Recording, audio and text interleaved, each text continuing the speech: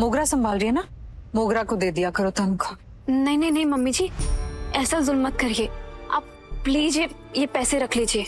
नहीं बेटा, अब ये हमारी जिम्मेदारी नहीं है, हिसाब किताब तुम ही देख लो। मोगरा, तुम्हारी सासू माँ बिल्कुल ठीक कह रही है, तुम ही संभालो।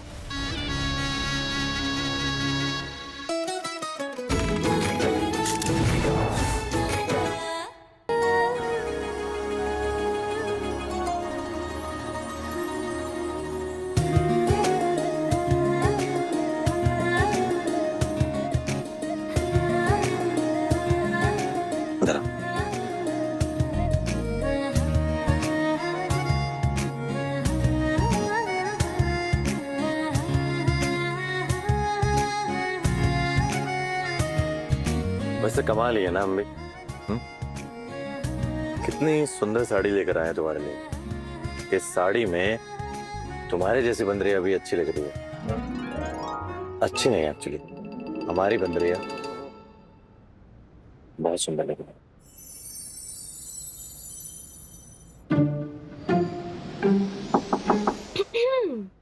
मोगरा भाभी सबको नीचे बुला रही है, कुछ जरूरी बात करनी है उनको। हाँ हाँ आ रहे आ रहे।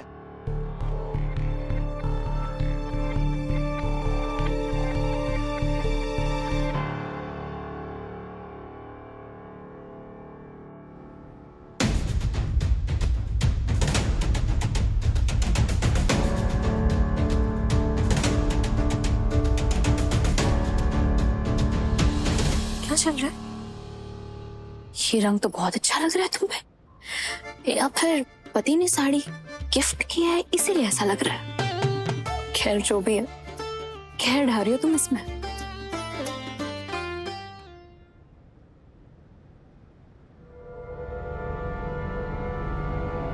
सब आ गए हैं तो शुरू करो। मोगरा, क्या कहना चाहती हो? अब कौन सी नई मंत्रणा बना रही है ये मोगरा? पता नहीं। तो आज से नया महीना शुरू हुआ है और आज के इस काम के लिए हमने हिसाब किताब की डायरी लिख रहे हैं, जिसमें घर के सारे खर्चे लिखे जाएंगे। जो घर में पैसा आएगा वो भी, और जो घर के बाहर जाएगा वो भी। बहुत बढ़िया मोगरा, बहुत बढ़िया। अरे बस बस बस बस बस, हमारा आशीर्वाद हमेशा तुम्हारे साथ है। पापा जी, आशीष जी ने अपनी तनख्वाह घर के खर्चों के लिए जमा की है और उनकी तनख्वाह है 50,000। आशीष जी मम्मी जी को दे दीजिए। माँ पी लो। नहीं बेटा, अब हम हिसाब किताब नहीं संभालते ना, तो जो संभाल रहा है उसी के हाथ में दे दिया करो अब से तनख्वाह। तुम मोगरा संभाल रही है ना, मोगरा को दे दिया करो तनख्वाह। नहीं नहीं नहीं मम्मी जी, ऐसा जुल्म मत करिए आप, प्लीज ये पैसे रख लीजिए। नहीं बेटा, अब ये हमारी जिम्मेदारी नहीं है, हिसाब किताब तुम ही देख लो। मोगरा, तुम्हारी सासू माँ बिल्कुल ठीक कह रही है, तुम ही संभालो। और आशीष, वो कहा है ना कि हर महीने तुम अपनी पूरी की पूरी तनख्वाह इस घर के खर्चे के लिए दे देते हो। हमको क्या लगता है ठीक नहीं है। तो एक काम करो कि इस महीने से ना पूरी तनख्वाह देने की जरूरत नहीं है। पापा, हम हमेशा से अपनी सैलरी घर में देते हुए आए हैं। तो देखो बेटा, तब तुम कवारे थे, अब कहा ना तुम्हारी शादी हो गई है, तुम्हारी पत्नी तुम्हारे साथ में है, और देखो पति पत्नी के ना कुछ खर्चे होते हैं, तो तुम्हें उसके लिए भी बचा के रखना है। तो देखो हमारी सलाह मानो तो एक काम करो, इन 50,000 रुपयों में से ना तुम 30,000 अपने खर्चे के लिए रखो और 20,000 घर के खर्चे के लिए दे दो।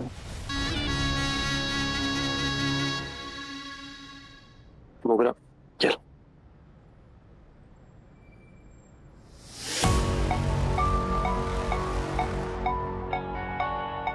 अब समझ आया हमें।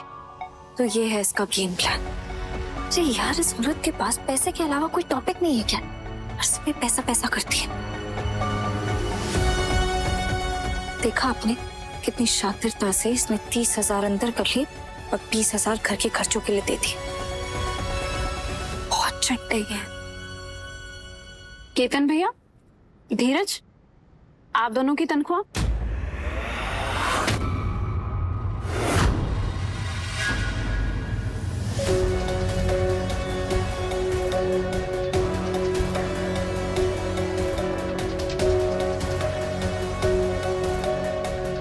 भाभी ये 9,500 है, हमारी तनख्वाह 10,000 ही है।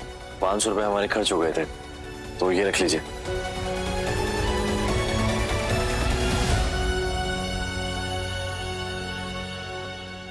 केतन भैया, जी भाभी।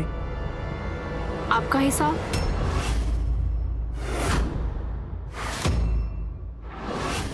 अरे नहीं नहीं नहीं नहीं नहीं, केतन हमारे साथ मिल में काम करता है तो इसका हिस्सा हमारे हिस्से में डाल दो, ये हमारे साथ ही रहेगा। ठीक है पापा जी। आशीष जी ने अपनी तरफ से 20,000 रुपए दिए बिल्कुल और धीरज ने 9,500 बिल्कुल। और केतन भैया की तरफ से कुछ भी नहीं। ठीक है ना पापा जी? बिल्कुल।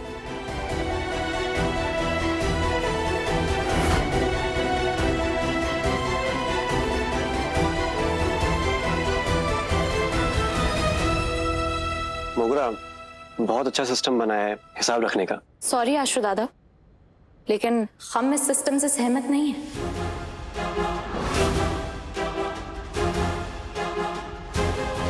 मोगरा भाभी ने जो अभी कहा अपनी दबी जबान में, शायद वो यहाँ किसी ने नहीं सुना, लेकिन मैंने बहुत अच्छे से सुना, क्योंकि मैं केतन की बीवी हूँ। और मोगरा भाभी ने ये अभी अभी जताया कि मेरा पति काम नहीं करता है, बल्कि पापा खुद कह रहे हैं कि केतन उनके साथ मिल में काम करता है।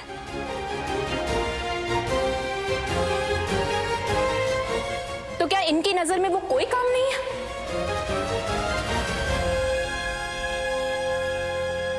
नर्मदा, तुम शायद मोगरा भाभी को गलत समझ रही हो। समझ तुम नहीं रहे हो केतन। मोगरा भाभी ये जो घुमा फिराकर अपनी दबी जबान में कह रही है ना, ये इनके अंदर की असली फीलिंग है। अरे इनकी नजर में तुम नाकारा हो। अरे नहीं नहीं, ऐसी कोई बात नहीं है। नर्मदा भाभी बिल्कुल सही कह रही हैं, क्योंकि जिस तरह से हमारी जेठानी जी घर में हिस्से की चर्चा कर रही हैं,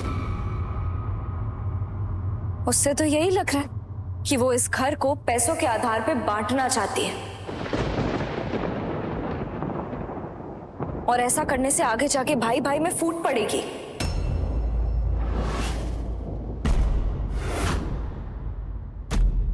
रज्जी, तुम इस सब में बीच में नहीं बोलो प्लीज। क्यों ना बीच में बोले धीरज? हम इस घर का हिस्सा नहीं है। हमें बुलाया है ना मोगरा भाभी ने इस हिस्सा चर्चा सभा में। हमें इसीलिए बुलाया होगा क्योंकि हम घर का हिस्सा है। और अगर हम यहाँ आए हैं तो अपना पॉइंट सामने जरूर रखेंगे।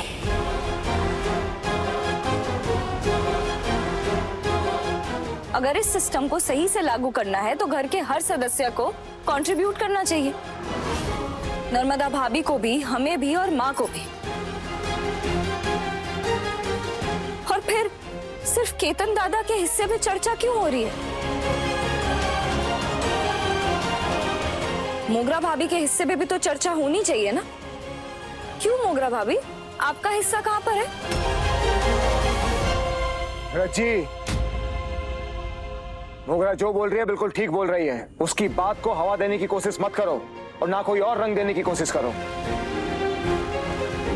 अगर घर का ब्यौरा सबके सामने रखा जा रहा है तो इसमें कोई बुराई नहीं है। और जहां तक बात रही केतन की कमाई की, तो हम पहले ही कह चुके हैं, मिल के मुनाफे में से इसका हिस्सा दिया जाएगा जैसे हमारा हिस्सा दिया जाता है। सबको बात समझ में आ गई? बात खत्म। पापा जी, रज्जी और नर्मदा जो समझ रहे हैं, हमारा ऐसा कुछ कहने का इरादा नहीं था। हमने तो बस अपना काम आसान करने के लिए हिसाब किताब की बात रखी थी, ताकि कल को खर्चे में ऊंच नीच ना हो। इल्जाम तो हमारे ऊपर ही आएगा ना। कि फिर भी अगर हमारी बात इन दोनों को बुरी लगी तो हम अपनी देवरानियों से माफी मांगते हैं। नहीं मोगरा, तुम्हें इन दोनों से माफी मांगने की कोई जरूरत नहीं है।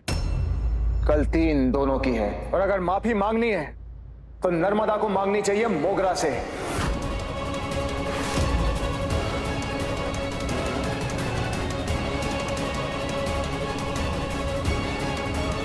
सॉरी पापा जी, हम ना तो आपसे बहस करना चाहते हैं और ना ही आपकी बात काटना चाहते हैं, लेकिन हमें एक बात जरूर कहेंगे। हमें ये बिल्कुल नहीं लगता कि नर्मदा भाभी ने अपने पति का स्टैंड लेकर कुछ भी गलत किया है।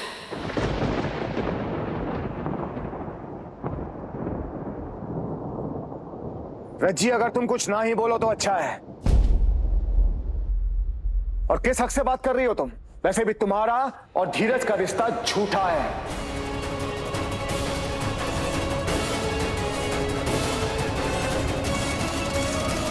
नर्मदा, माफी मांगो मोगरा से।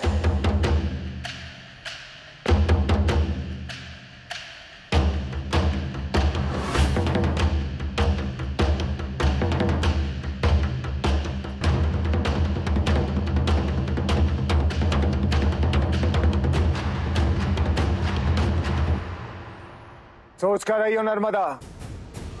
माफी मांगो मोगरा से।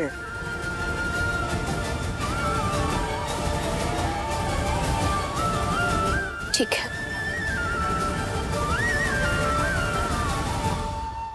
हम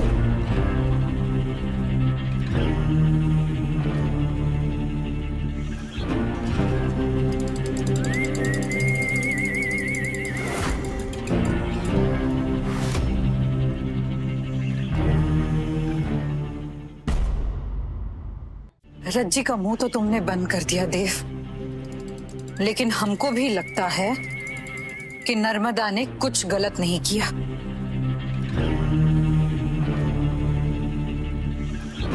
मोगरा से माफी मांगने की तो कोई जरूरत ही नहीं है। अपने पति के सम्मान के लिए खड़ा रहना कब से गलत हो गया?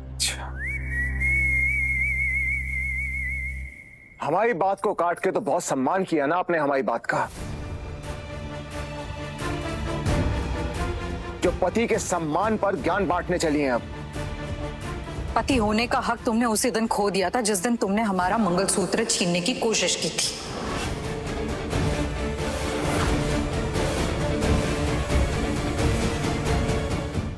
रज्जी ने अभी जो भी कहा है ना, उस बात से तो हम भी सहमत हैं।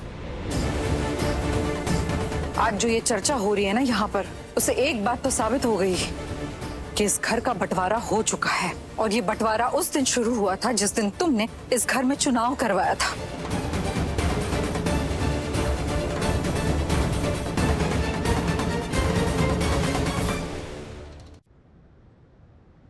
हमें लगता है रज्जी ने कुछ भी गलत नहीं कहा। हम भी रज्जी के बात से बिल्कुल सहमत हैं।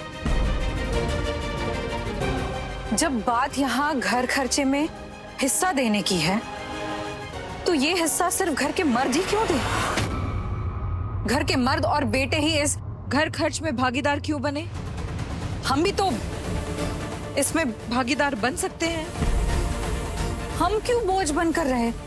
और बोझ बनकर रहना भी नहीं चाहते। हमें लगता है हम भी काम करके पैसे कमा के इस घर खर्च में अपना हिस्सा दे सकते हैं और हमें देना चाहिए। हम भी करेंगे ये सब। विद्या, एक बात कान खोलकर सुन लीजिए। ना आपको ना इस घर की किसी भी महिला को घर का खर्च देने की जरूरत है। घर का खर्च उठाएंगे इस घर के मर्द।